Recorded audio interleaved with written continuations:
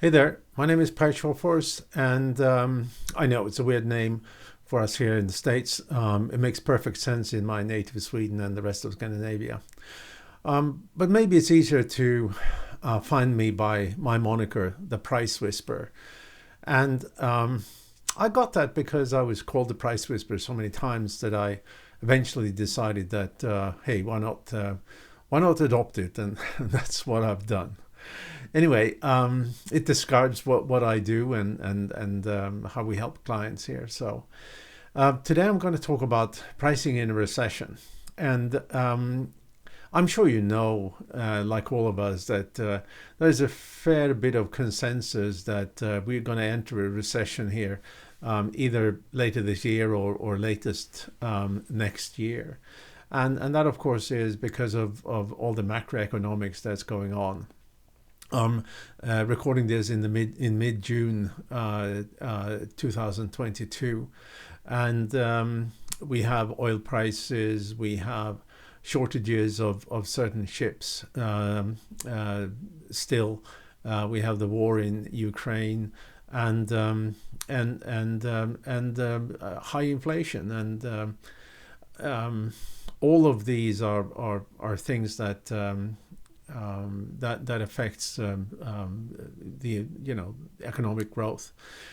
I'm not an economist, and there are oodles of people who can explain this better than I can. But certainly I'm aware of it, and I'm sure you're aware of it too. So when it comes to pricing in recession, we need to think about what's going to happen. Well, first of all, trust me, you're not going to lose all your clients. You're probably not going to lose very many at all, but people will be a little bit more price sensitive. Whether they're consumers or other businesses, they're also going to see a drop in interest for their products or services, or maybe even a drop in sales level with a little bit, But the word recession is also sort of funny. In the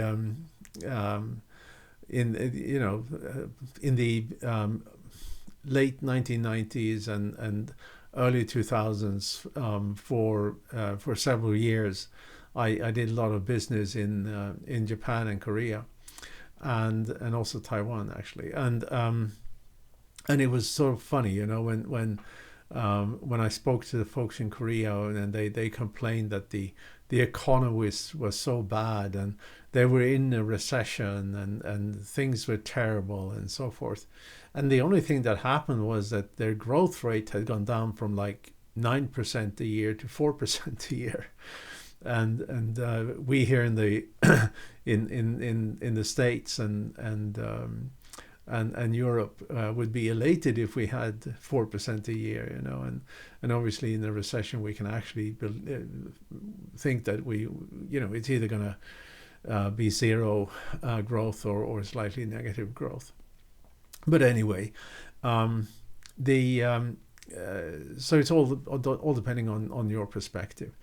But as we talk about this, what's going to happen is that your clients are going to be a little bit more price sensitive, and what that means is that it becomes absolutely crucial for you to understand a couple of things.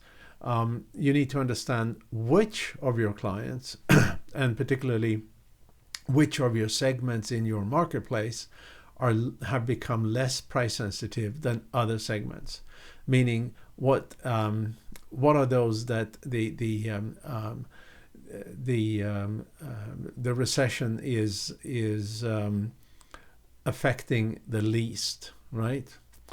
You also need to know if they have different requirements for product or services, features or functions, benefits that may be slightly different than other segments in your marketplace, segments that are more price sensitive thanks to the recession. But you also need to look at your your product and service strategy, and find ways of offering minimized products or not as feature-rich products and so forth that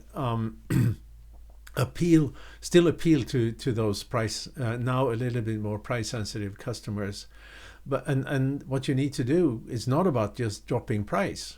Anybody can drop price, but you need to look at your costs so you maintain your profitability, meaning that you have to understand what features and functions and benefits that maybe could be removed to appeal to an audience that are more price sensitive, and thereby saving you cost, and so you can maintain or maybe even increase your margin both in percent and in dollars.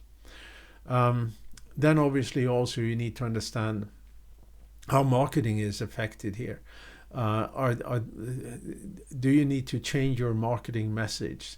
Do you need to change your marketing channels or change the overall marketing mix in some way to appeal to both those who now have maintaining their willingness to pay and those who may have a slightly lower willingness to pay? They are more price sensitive, and obviously you need to do this from a point of view of making sure that you can maintain as much as possible your revenue at the same time as your costs can be minimized to some extent. And the same with sales. I think one of the things that is often very, very useful when it comes to the actual sales piece, and that is to offer ways of splitting up payments. We all know in making a subscription instead of a one-time fee, so stretching out the payment in one way or another, and that doesn't mean necessarily that the stretched out payment should be cheaper. In fact, it may even be more expensive on a long-term basis, but it makes the purchase easier for your customers, and that's obviously what you need when you enter a recession and people become a little bit more price sensitive. And in all these the customer say or market segmentation, I should say, the product feature bundles and so forth, the sales methodologies and splitting of payments and so forth. All of this needs to be driven from a true insights into what your marketplace are willing to pay and what they're willing to pay for and how they're willing to pay. And then of course also your prices need to be adjusted. Now, I need to be very careful here, because I'm not saying that you should drop your prices. I'm saying that maybe there are alternatives in product or services where you can drop your cost and therefore be able to drop your prices while maintaining your margin. It would be a mistake to just drop the price while not working on the cost side. Because margins and profits is everything that drives a company. And in fact, if you're in this situation where you can see your competitors are dropping their prices in this recession without reducing cost, you're going to actually be in an advantage, because suddenly while you are maintaining your margins and they don't, we're going to have a situation where you have more resources than them. They have to cut back on product development. They may have to cut back on marketing. They may have to cut back on sales development. Maybe even they can't hire the best people. You can, right? Because you have made sure that your margins are maintained. So there is a how should I say? There is a fear often when we come into recession. But fear not.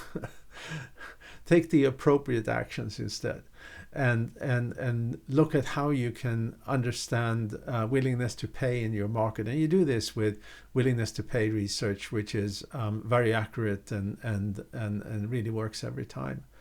And then, of course, in the end, your pricing strategy needs to be optimized to the new circumstances.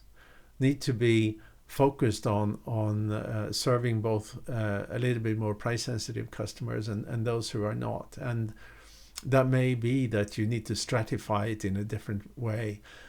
Maybe you need to create special bundles of products, special bundles of services, special bundles of product and services, and use these bundles to drive sales at the same or maybe even higher prices than you can today, maybe to a smaller marketplace.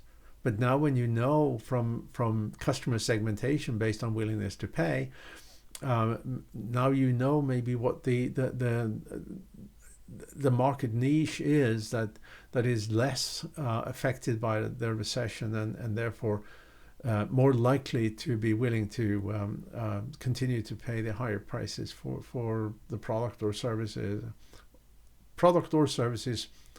and services that you may sell. So it's what all this really means is that you need to reestablish, you need to rethink a little bit, and you need to see whether you should need to reposition yourself in one way, and reposition yourself in such a way that you have the minimum effects of the recession, and so that you will have the maximum resources to rapidly grow once the economy is starting to grow again.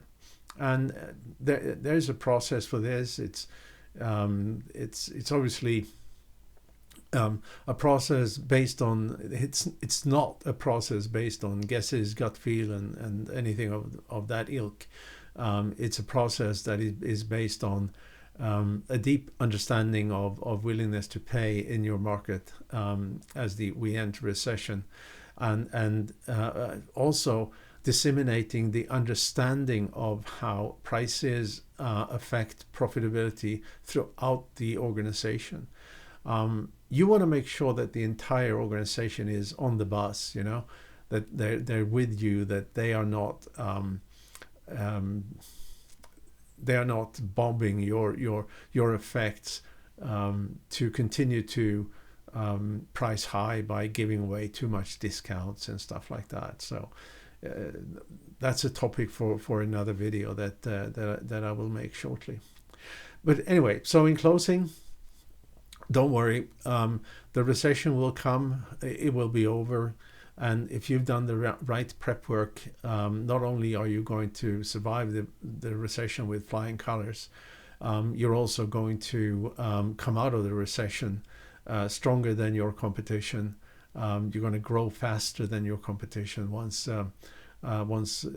it's over, and it all has to do by understanding willingness to pay in your marketplace and what the marketplace are willing to pay for. That may be slightly different in a recession than when we have a growing economy. All right. I hope you found that this is of some value and interest. That's all for me for now, and I'm looking forward to see you again on the next episode. Thank you so much.